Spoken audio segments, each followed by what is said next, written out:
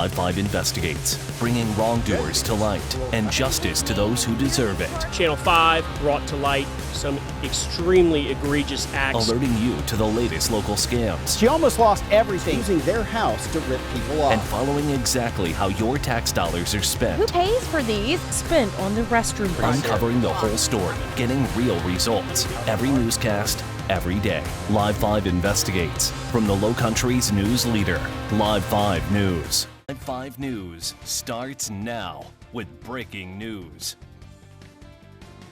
All right, folks, this breaking news at 4. Major developments in our investigation of Charleston County schools and how they handled an employee named Marvin Gathers. While police were investigating him for child pornography on his computer, the Charleston County School District allowed Gathers back to work at a local elementary school. Then they promoted him and named him Employee of the Year, all while Gathers was allegedly molesting several young boys in the school. Now, we've just gotten a copy of the school district's internal report on this entire crisis. Their investigation, prompted by our investigation by Carter Coyle, who's been working on the story for months now. Carter, you have been waiting to get your hands on this report. You have it now, so I got to ask you, what does it reveal? Well, this report says that former Associate Superintendent Dr. James Winbush was the administrator who decided to allow Gathers back to work at Dunston Elementary just days after the district's own IT department raised the red flag that child pornography was found on Gathers' school laptop. And not only were he and Gathers friends who had worked together for years, but also Winbush had loaned Gathers money. Now, we have live coverage as we break down the details of this new lawsuit. Investigative reporter Carter Coyle, who originally broke the story, is here with us in the studio. But first, the lead attorney on this investigation, Mark Pepper, is holding a news conference on the steps of the school district office downtown right now. We want to thank everybody for being here today. This is the start of what's going to be a long journey to heal for various victims of Marvin Gathers, including victim John Doe, as named in our complaint, that we served on the school district, as well as the other defendants about an hour ago this morning. I want to thank the media for the attention they've given this story, especially Channel 5. We have our live team coverage this afternoon. Carter Coyle uncovered the story and talked to the victim's mother. You'll want to hear what the mother has to say. But first, Colby Satterfield went through that lawsuit. Colby joins us live now at the Charleston County School District headquarters. And Colby, what did you find out from that lawsuit? This lawsuit accuses former CCSD employee Marvin Gathers of physically and sexually abusing a 7-year-old boy. Waterfowl Lane, you guys have got a cop being shot at. There's got a high-power rifle shooting at me. Get people out here now. A string of gunfire for almost half an hour. The target was a Berkeley County Sheriff cruiser, with this deputy hiding behind it to save his life. This all happened 2 months ago in Hugie. So knowing that body armor is there to help protect you does give you that little bit of peace of mind that there is that safety for you. John Blackman used to work as a deputy for the Berkeley County Sheriff's Office and as an officer with the Hanahan Police Department. Now he's the president of the Tri-County Fraternal Order of Police. We want to make sure our officers are protected and that they've got the best equipment that they can get. But I found out some of the vests that our officers are wearing are not the best they can get. After months of requesting public records, combing through data, and pressuring local agencies, I learned our officers are using dozens of bulletproof vests that are past their expiration dates. Thousands of teachers here from all across the state. A sea of red in Columbia. A march on the State House. Teachers fighting for change. Live 5 was there every step of the way. We will be following along. Hundreds of teachers from the Charleston County School District. Dorchester District 2. Teachers here from Berkeley, which is huge. Live team coverage on every screen. I have never seen teachers get together and rally like they did today here. Live 5 News, the Lowcountry's news leader. In the next few hours, thousands of teachers from across our state will be rallying at the State House. Colleton County at Dorchester District 2, they're closed today as teachers push for education reform. And we are on your side every step of the way today. We're following the teachers at the rally. We'll see how lawmakers are reacting and how this is affecting your kids. Right now, Michael Higdon, she's in the First Alert Center following any updates ahead of the rally. And Rob Way has a rundown of the events happening today. But we'll start with Alyssa Holmes, who explains why these teachers are choosing to rally. And we will be following along and keeping you updated. This bus leaves in just about 10 minutes. You're taking a look at a shot from the sky there, and you can see the State House in the background, that sea of red there in front of the State House. You hear them chanting behind me. The speakers are still going on. Then the marchers will go down Gervais Street, many of them with signs. Now, the Lowcountry is well represented here with the teachers from all over the state at this sea of red. What's the message you were getting from the district before coming here? He led police on a chase, pleaded guilty, and then was awarded more than $250,000. We're rewarding bad behavior, and that's not right. I mean, that's my tax dollars and your tax dollars. Now, he's been charged with doing it again. I think he just ran because he thought, hey, I'll get another payout. How criminals are getting payouts bigger than police paychecks. The defense attorneys have figured out this system, and I think it's a racket. Paid for bad behavior. Monday on Live 5 News at 6. Driving limousines! We're rewarding bad behavior. That's the way I look at it. Now that I know about this payout and our chase from last year, to me, I think he just ran because he thought, hey, I'll get another payout. And that's not right. I mean, that's my tax dollars and your tax dollars. They don't want to take it to a jury trial. The juries in Orangeburg County, I'm told, would never side with the police. Beaten, bloodied, and scared to go to school. There was not one day that my son didn't get hit, rode on, teased, things thrown at him. Live 5 News investigates, uncovering thousands of incidents at one school with less than 100 students. They're violent, and they're allowed to behave that way. And it's not just against other students. The staff has been attacked too. Why nearly 2,000 reports were never disciplined. Live 5 News investigates. Classrooms of Chaos, Friday at 11. 911, what's the address of the emergency? Had an asthma attack after being in the room for 2 minutes. Both teacher and teacher assistant are experiencing breathing issues. My air conditioning smells like mold. Complaints from principals, teachers, and even the custodians who help clean the classroom in Lowcountry schools. I think it's what's making me sick.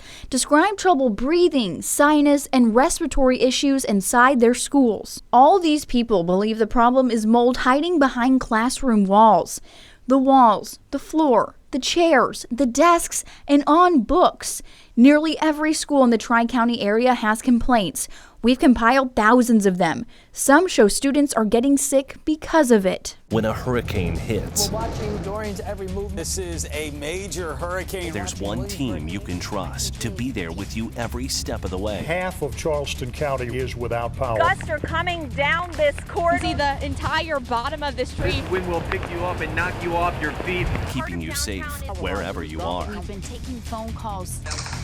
These storms are dangerous. That's why we do what we do, to keep you safe. The Lowcountry's most experienced storm tracking team, Live 5 News. I'm still down by the Charleston City Market on Church Street. Take a look behind me here. You can just get a sense of how strong the wind is. Now, we've really started to see it pick up over the past hour, but take a look at this. We have an awning that is down right here. Now, this is outside Bird's Famous Cookies and the Spice and Tea Exchange, and you can just see the damage goes all the way down the street here on Church Street to all these different awnings. But that's not all.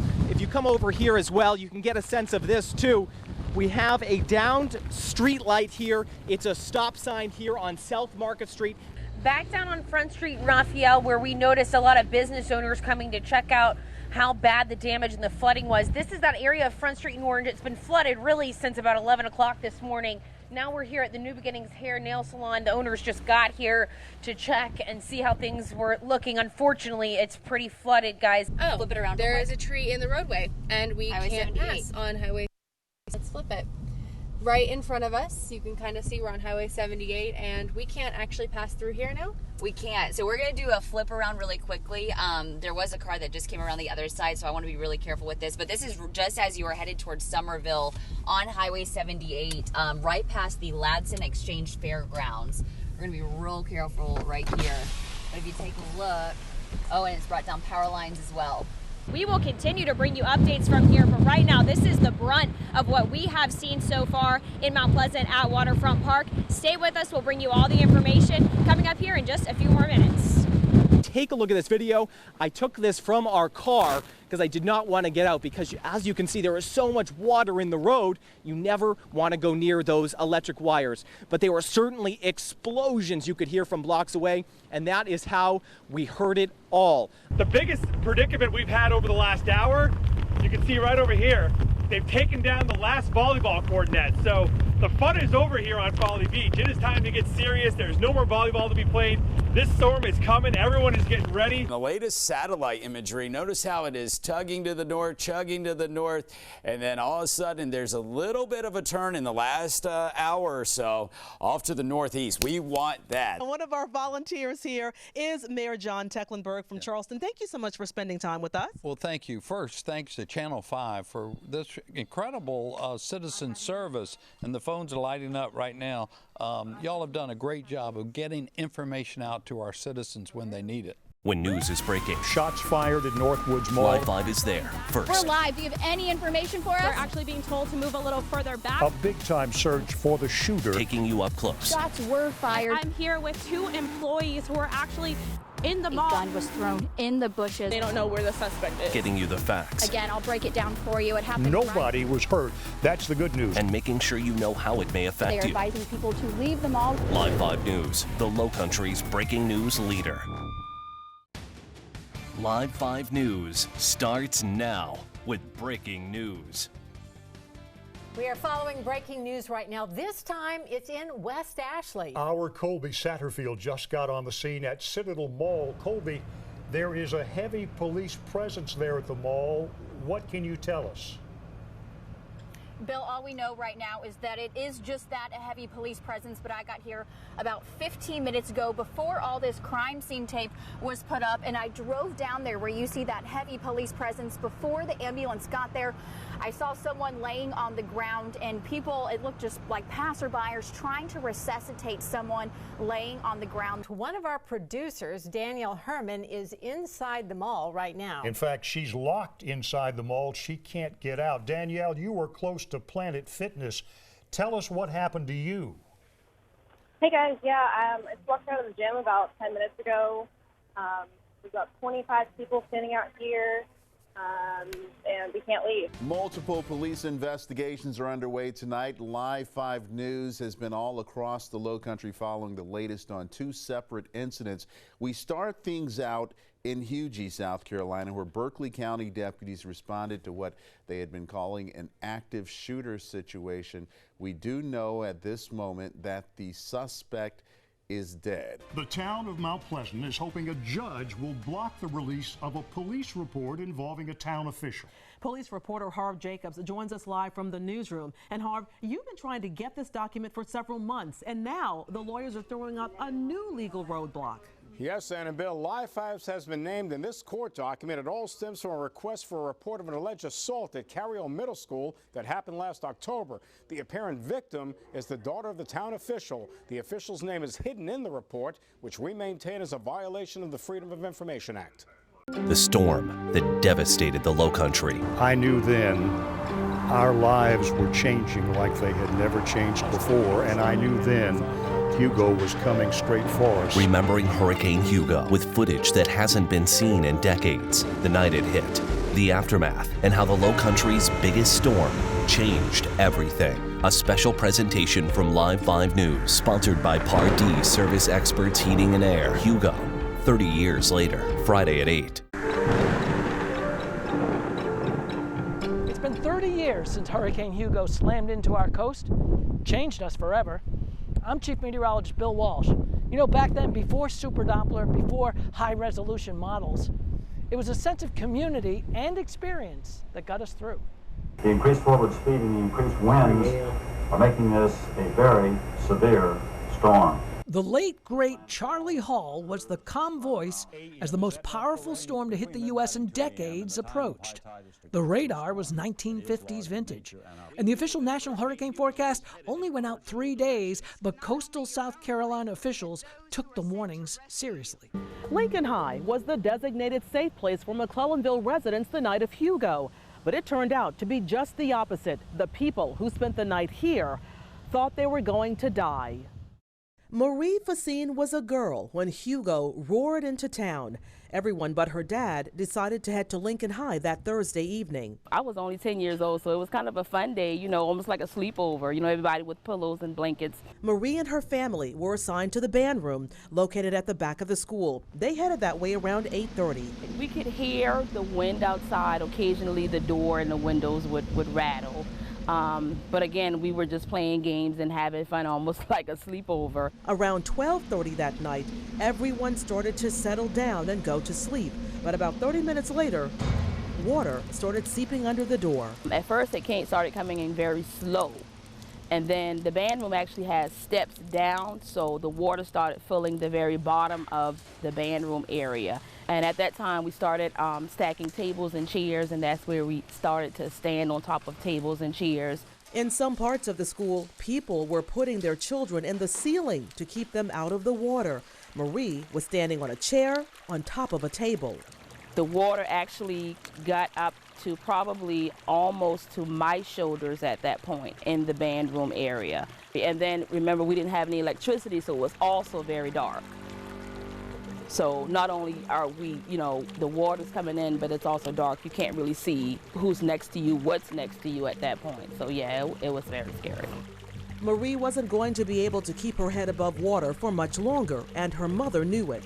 She was standing on top of the table next to me, and as the water began to rise, she grabbed me and put me on her shoulder.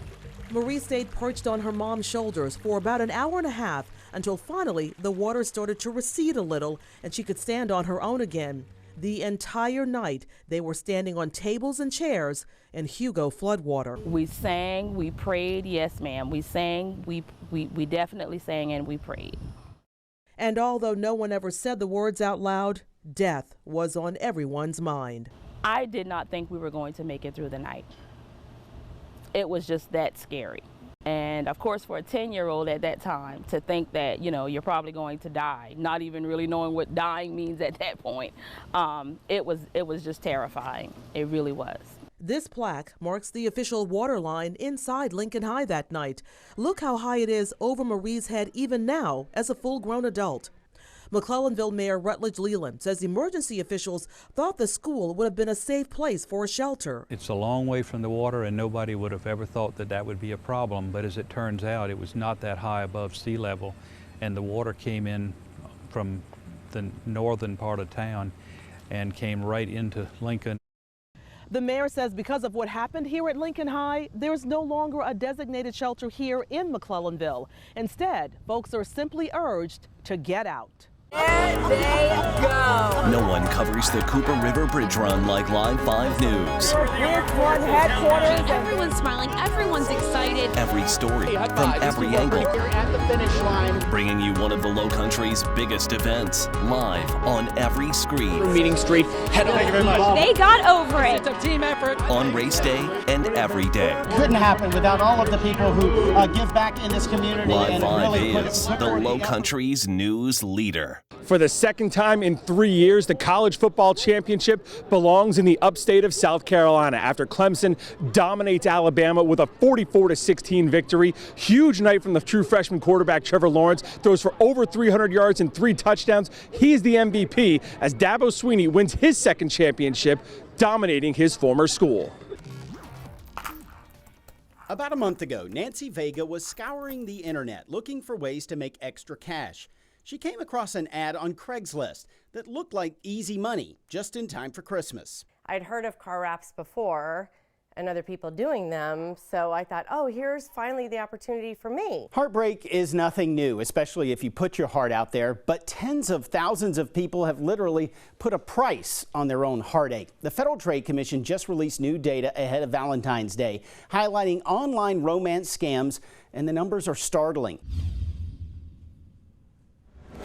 When you think of the number 11, you might think of a football team. But for Karen and Dion DeRico, that's how many kids they have. And among that group of 11, you'll find a set of twins, triplets, and quintuplets. Karen grew up in King Street, and she brought the whole gang home to meet her family. Get ready to meet the DeRico kids. Keep up now. There is big sister Darian, age 13. Next is big brother Derek. He's 8. Right behind him are twin brothers, Dallas and Denver, age 7. Now, here come the 5-year-old quintuplets, Danico, Darius, Diani, Dacian, and Dayton. I'm not done yet. Mom and Dad are holding the 2 surviving triplets, Diaz and Dior. Their brother Carter went to heaven shortly after he was born. Karen grew up in King Street, and this is the first time that she and hubby Dion have brought all 11 of their children home for a visit. Teacher Madison Hines says her students have different sensory needs, which means learning the alphabet and numbers are more challenging. But something called a color-changing light table would benefit all of the students no matter their disability. Her request on the Donors Choose website is, "Let there be light." She explains adding color and light will make learning these necessary skills enjoyable by grabbing my students' attention, unlike typical classroom manipulatives are able to. Help bring light to the special needs students in Ms. Hines' class. Just $206 will complete her request. Live 5 News starts now with breaking news. We are following breaking news right now. This time it's in West Ashley. Our Colby Satterfield just got on the scene at Citadel Mall. Colby, there is a heavy police presence there at the mall. What can you tell us?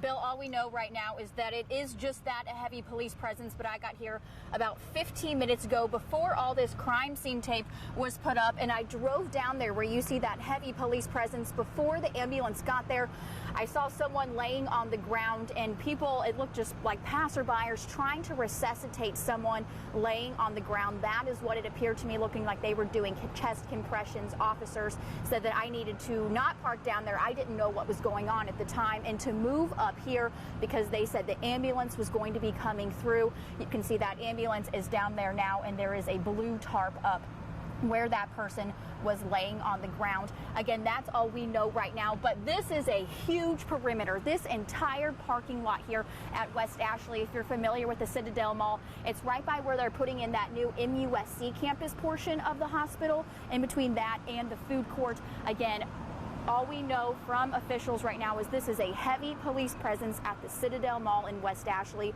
Again, whenever I got here, saw someone laying on the ground, clearly very injured, not sure what happened, but saw someone and multiple people looking like they were trying to resuscitate, looking like they were doing chest compressions. That's all we know at this point. But as soon as we learn more, of course, we'll keep you covered here from West Ashley. Live at the Citadel Mall, Colby Satterfield, Live 5 News.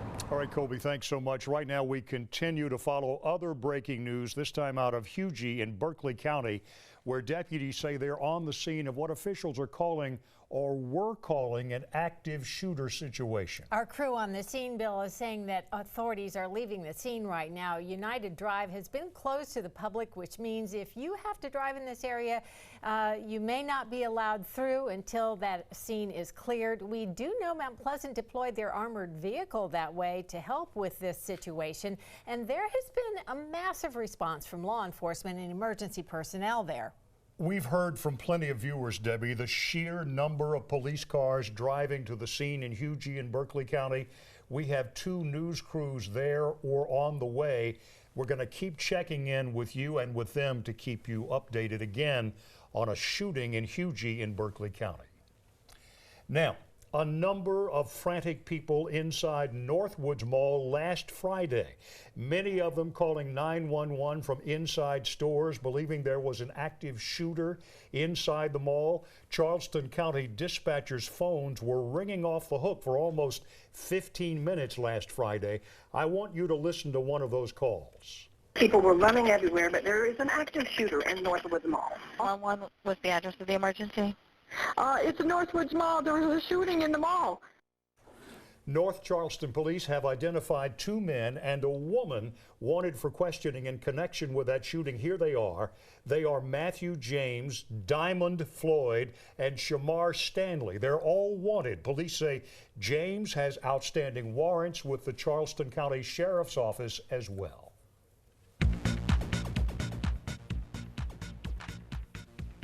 Right now, Lowcountry teachers are complaining about moldy classrooms and the side effects that come with it. Colleton County has had dozens of work orders coming in for mold over the last 5 years. Many of the work orders describe teachers and school staff having difficulty breathing inside the classrooms and instances where books, desks, and chairs are covered with mold. We have to, first off, put the building or the office or the room under negative air pressure and contain what's happening in that space. And then through a cleaning process, multiple steps, we physically remove the mold that happens to show up. Work orders also show problems in individual classrooms that span years. Some teachers noting the reoccurring issues and again asking for something to finally be done to resolve the problem.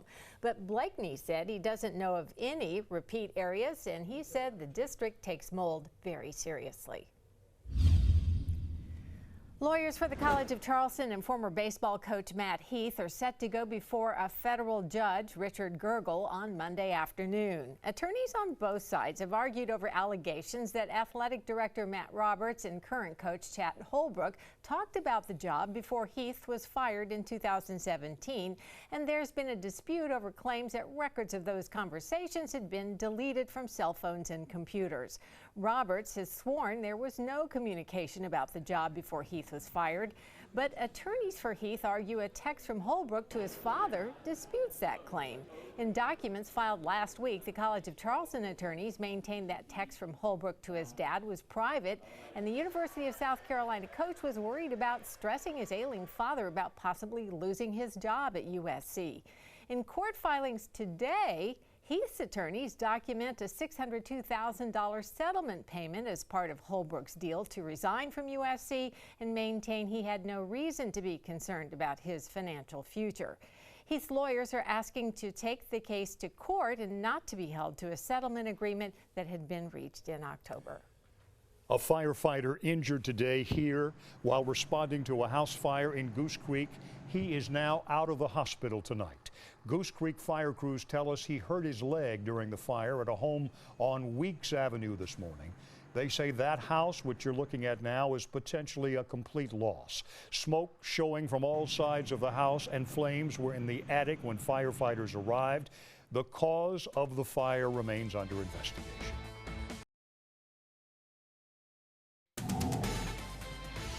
We continue to follow that breaking news in West Ashley at the Citadel Mall. Colby Satterfield just got on the scene a few minutes ago at the mall. Colby, we talked about a heavy police presence there. You said you saw a woman lying on the ground when you arrived. Is that right? I'm not sure if it was a woman, Bill and Debbie. I just know that I saw someone laying on the ground. Several people were surrounding that person, looking like they were trying to resuscitate them and looking like they were doing chest compressions. I'm going to move out of the way so you can actually see what's going on here. Whenever I got here, they asked me to move my car so the ambulance could come. The ambulance has come, but it is still here. It's not left. The lights are off now, and there is a tarp down there where I saw that person lying on the ground. This entire parking lot completely marked off by crime scene tape. People park here too. A lot of cars here. No one is allowed in this crime scene right now. In fact, they keep extending it further and further into the parking lot. Now it's at the food court area. Now again, this is right where they are building that MUSC campus at the Citadel Mall. That's the area that they have roped off right now. Again, no word from the Charleston Police Department on what exactly they are responding to here. All we know right now is that there is a heavy police presence here at the Citadel Mall. I'm going to stay here and try to work to get more details, and I will bring them to you live. I'm live at the Citadel Mall in West Ashley. Colby Satterfield, Live 5 News. And now we're going to go back to our breaking news in UG. Alexis Simmons is there. Alexis, what can you tell us so far? It appears, from our point of view, the active shooter situation may be over. Is it? Alexis, can you hear us?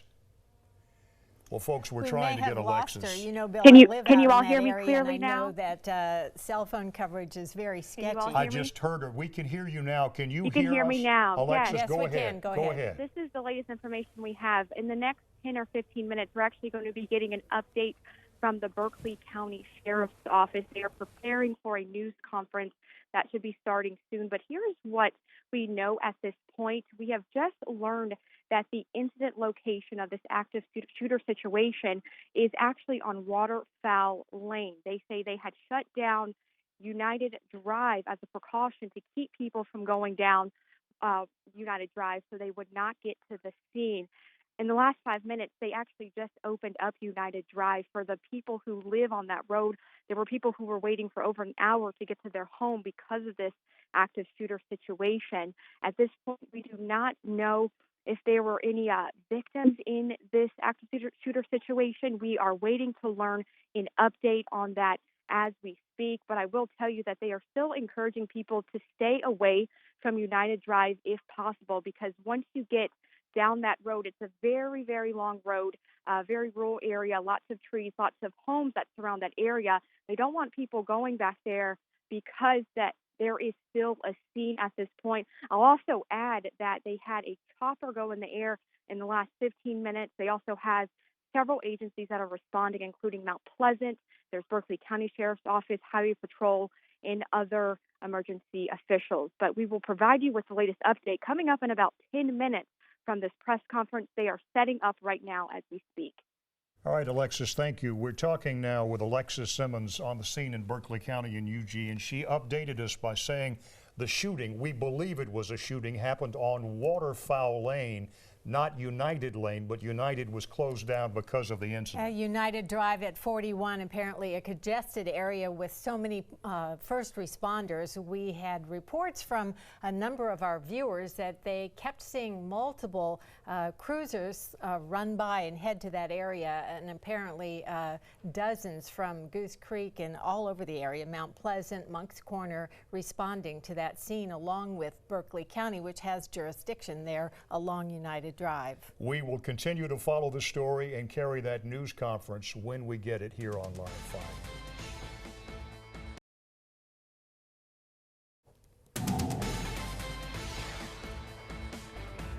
We are back with the breaking news at the Citadel Mall. The incident there being called a weapons incident. One of our producers, Danielle Herman, is inside the mall right now. In fact, she's locked inside the mall. She can't get out. Danielle, you were close to Planet Fitness. Tell us what happened to you. Hey guys, I just walked out of the gym about 10 minutes ago. We've got 25 people standing out here, and we can't leave. It's all locked. All doors are locked. But business as usual. All the other stores are open around here. But yeah, we haven't been told anything by security, just that we can't go outside. Did you hear any shots fired? Apparently this is being called a weapons incident. Did you hear anything at all while you were inside the mall?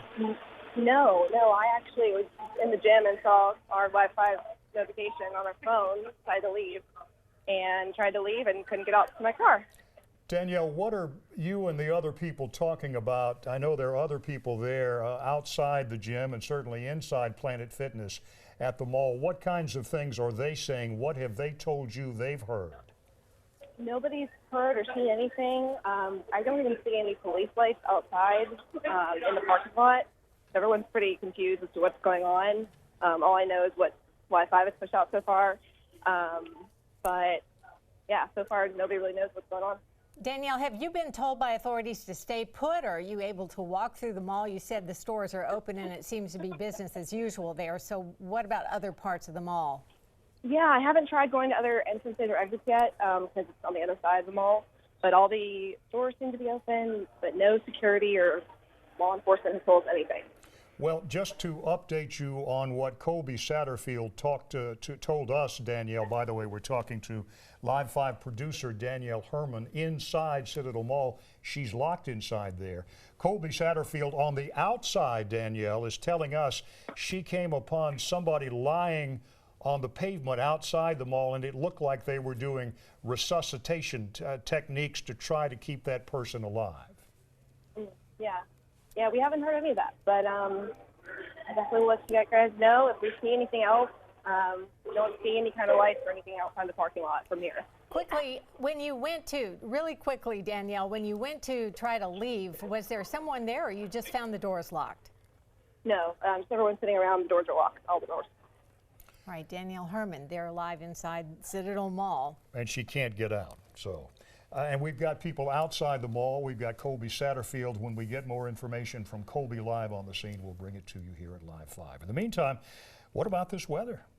We'll check in with our chief meteorologist, Bill Walsh, standing by with the forecast. Hey, Bill. Hey, guys. Yeah, we're continuing to watch some big changes on the way as we make our way now through what has been a pretty comfortable Tuesday. And again, this is the deal. We're going to start tonight, not just with tomorrow. We're going to talk about the next big thing. And what that next big thing now for your weather is now, it's not really now, but it's into the end of the week. It's the cold. And that's really what we want to talk about. When's the next time it's going to get cold? Well, for that, it's a cold snap. And it's going to be next Monday. I know it's early, it's Tuesday, but we're talking next week. But I wanted to give you the first alert. You could put it in your day planner, put it in your machine, onto your little device, and say, hey, it's going to get cold the beginning part of next week because of a cold front. We're talking 50s and overnight lows in the 30s. So there's your first alert to the next cold snap next week. That's the next big thing. We'll keep you posted.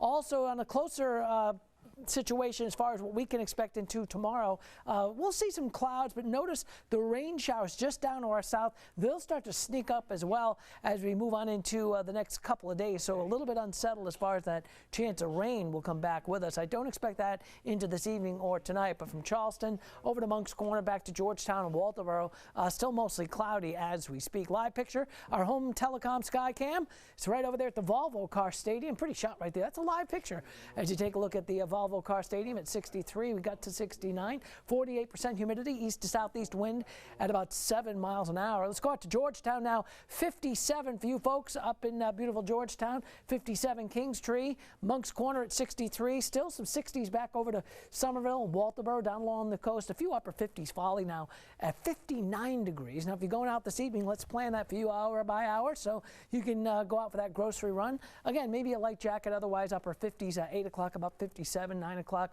57, 10 o'clock, 56. By news time, around 56. Still plenty of clouds to deal with, but again, I don't expect the showers until probably scattered about more tomorrow afternoon. So clouds overnight tonight. High pressure will push off to the east. We're going to tap some of that moisture down to the south as we move into the next couple of days. So clouds and a few scattered showers. In fact, this is what Future Tracker does. It shows us the weather before it happens. Out the door tomorrow morning, just mostly cloudy skies. I'll put the clock into motion.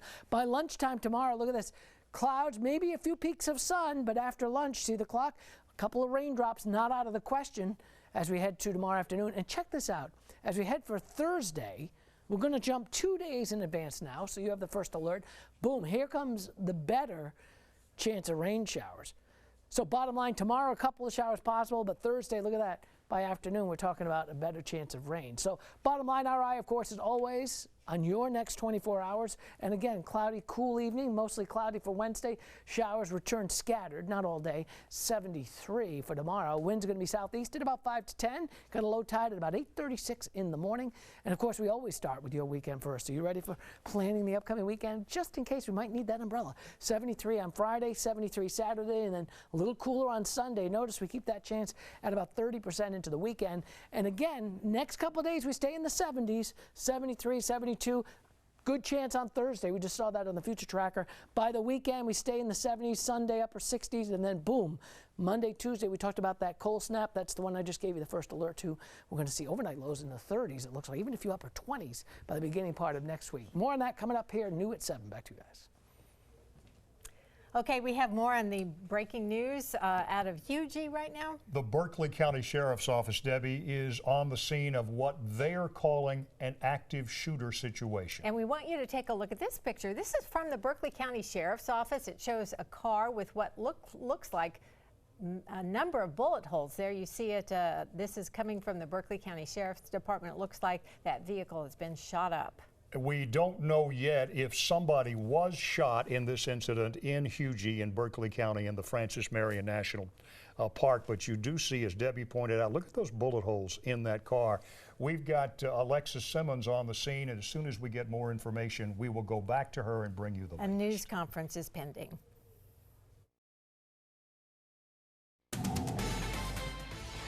More on that breaking news in West Ashley at the Citadel Mall. Colby Satterfield just got on the scene. Well, she's been there now for a few minutes. Colby, a heavy police presence there, and you said when you got there, you saw somebody lying on the ground outside Citadel Mall. Have you learned any more about that person who was injured or shot, perhaps?